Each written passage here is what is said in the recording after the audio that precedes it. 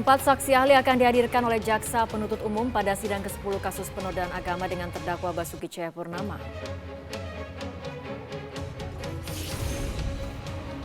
Pemerintah dituding melanggar undang-undang karena tidak memberhentikan sementara Basuki Cahayapurnama setelah berstatus terdakwa. Bahkan 3 fraksi di parlemen menggulirkan wacana hak angket.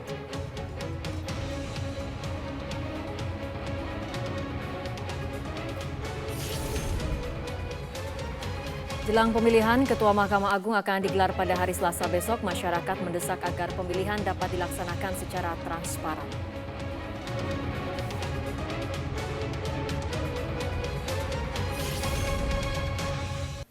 Selamat berjumpa dalam program Primetime News. Ketiga informasi tersebut menjadi topik utama yang akan kami hadirkan di samping topik-topik menarik lainnya yang terjadi sepanjang hari ini bersama saya Fitri Megantara. Dan saya Rory Asyari akan menemani Anda selama 90 menit ke depan.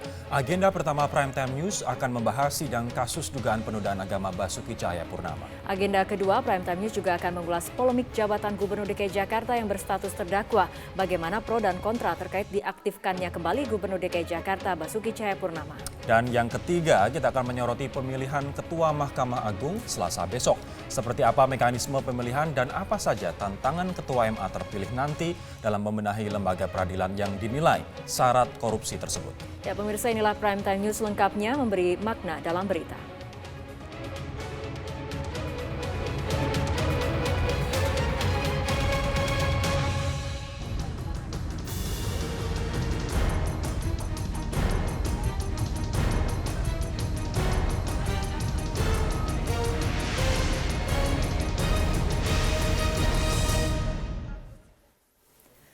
Kepolisian daerah Jawa Barat memastikan tidak akan melakukan penahanan terhadap tersangka kasus dugaan pelecehan Pancasila Rizik Syihab. Rizik diperiksa secara intensif di gedung Ditreskrim Polda Jabar.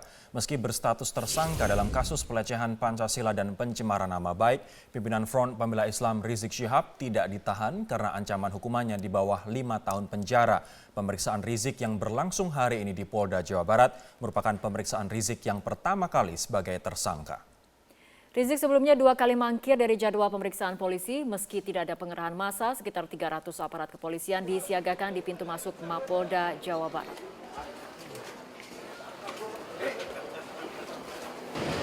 Ancamannya di bawah 5 tahun, tidak ada penahanan. Ya, tidak ada penahanan, tetap proses penyidikan tetap aja berjalan, pemberkasan. Setelah mangkir 2 kali pemanggilan, Rizik Syihab akhirnya memenuhi panggilan penyidik Ditreskrim Polda Jawa Barat. Rizik menjalani pemeriksaan terkait kasus dugaan penodaan Pancasila.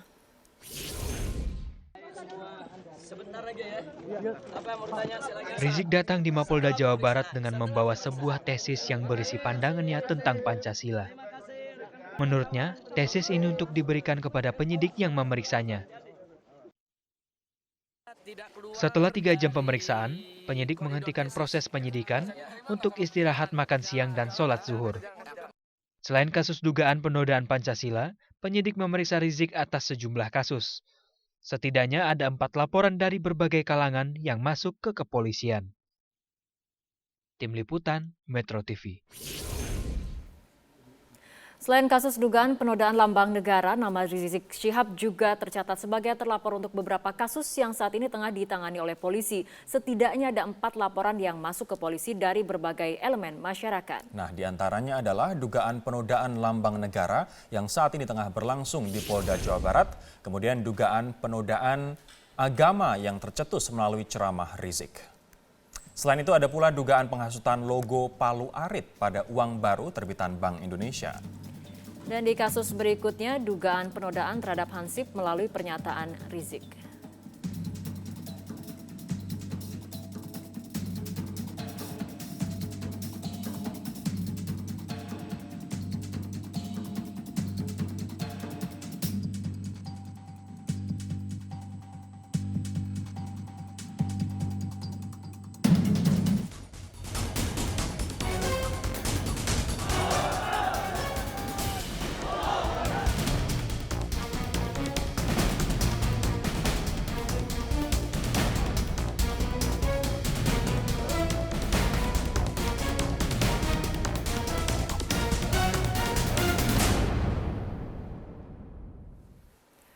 Pemirsa, hanya 2 dari 4 saksi yang hadir dalam persidangan penodaan agama hari ini. Dari kalimat yang disampaikan Ahok mengenai surat Al-Maidah, ahli bahasa menyatakan di luar konteks kunjungannya ke Pulau Pramuka. Sidang ke-10 kasus penodaan agama mengagendakan pemeriksaan keterangan 4 orang saksi ahli. Keempat ahli tersebut, ahli agama Islam Muhammad Amin Suma, 2 orang ahli hukum pidana, Muzakir dan Hai Ramadan, serta ahli bahasa Indonesia Mahyuni. Namun hanya 2 orang saksi yang datang ke persidangan. Ahli kajian linguistik bahasa Indonesia dari Universitas Mataram, Mahyuni menyatakan harus dilihat konteks saat pidato disampaikan kepada audiens. Dari segi konteks tentu akan dilihat konteks situasi ya, atmosfer di mana itu dikatakan. Tetapi pilihan kata menjadi fokus kami, karena itu memang ilmu saya. Jadi critical discourse analysis itu fokus kepada pilihan kata, yang tentu pilihan kata itu akan dikaitkan dengan situasi sosial, situasi lingkungan di mana itu dikatakan. Saksi ahli agama Muhammad Amin Suma dalam keterangan di persidangan menyatakan ada penodaan agama. Sudah dinyatakan di sana itu. Menurut saya sebagai ahli ada, sudah itu saja intinya. Tapi menjadi highlightnya apakah tafsir dari Aulia? Oh bukan, tafsirnya saya berkali-kali nyatakan terletak pada kata-kata dibohongi dan dibodohi pakai Al-Maidah 51, itu saja kuncinya. Menurut pengacara, keterangan saksi telah mengambil alih kesimpulan hakim. Sudah terbukti terdakwa bersalah. Pertanyaannya, kok ahli mendahului dan mengambil oper kewenangan hakim tentang salah dan tidaknya terdakwa? Hakim saja tidak boleh menyatakan salah atau tidaknya terdakwa di dalam persidangan sebelum dia melalui putusannya. Sebelum persidangan, kuasa hukum menolak kehadiran 2 orang saksi ahli, yakni Muhammad Amin Suma dari Komisi Fatwa MUI dan Abdul Hai Ramadan dari Komisi Hukum MUI. Dikhawatirkan akan ada konflik kepentingan. Perkara yang kita sidangkan ini tidak boleh dipertentangkan antara terdakwa Pak Ahok, Pak Basuki dengan MUI. Ini adalah dugaan penistaan agama, artinya pelanggaran terhadap hukum nasional, bukan berhadapan-hadapan antara terdakwa dengan MUI. Atas keberatan ini, Ketua Majelis Hakim Duarso Budi Santiarso berpedoman memeriksa ahli, tetapi mengenai dipakai atau tidak akan dipertimbangkan dalam putusan nanti. Tim Liputan, Metro TV. Pemirsa, sidang ke-10 kasus dugaan penodaan agama yang digelar hari ini dimajukan dari jadwal sidang biasanya. Ya, sidang dimajukan 1 hari karena alasan pelaksanaan pemilihan Gubernur DKI Jakarta yang akan digelar lusa pada Rabu 15 Februari 2017. Sidang kasus dugaan penodaan agama kembali digelar di Auditorium Kementerian Pertanian, Jakarta Selatan. Namun, sidang yang biasanya berlangsung pada hari Selasa dimajukan menjadi hari Senin 13 Februari 2017 karena alasan pilkada. Sebagaimana sidang-sidang sebelumnya, ribuan personel Polda Metro Jaya disiagakan untuk mengamankan lokasi di dalam maupun di luar area persidangan. Rekayasa lalu lintas juga diterapkan untuk menjamin kelancaran lalu lintas di sekitar gedung Kementerian Pertanian. Dalam sidang ke-10 ini, Jaksa Penuntut Umum menjadwalkan kesaksian dari 4 ahli. Keempat ahli tersebut adalah ahli agama Islam Muhammad Amin Suma, 2 orang ahli hukum pidana Muzaki dan Muhammad Hai Ramadan, serta ahli bahasa Indonesia Mahyuni.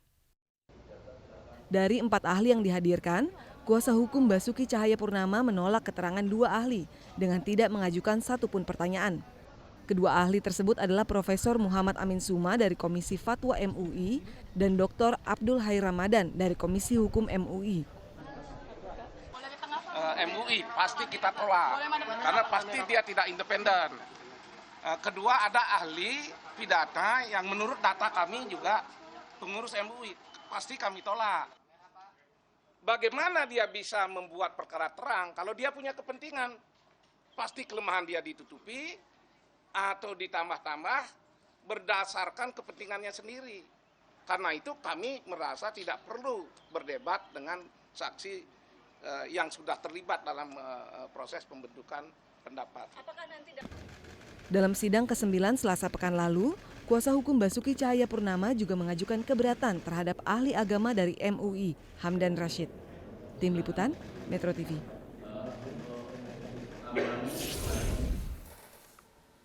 Pemirsa Prime Time News akan segera kembali sesaat lagi dengan informasi personil gabungan TNI Polri akan diturunkan untuk mengamankan masa tenang pilkada. Informasinya akan kami hadirkan usai jeda.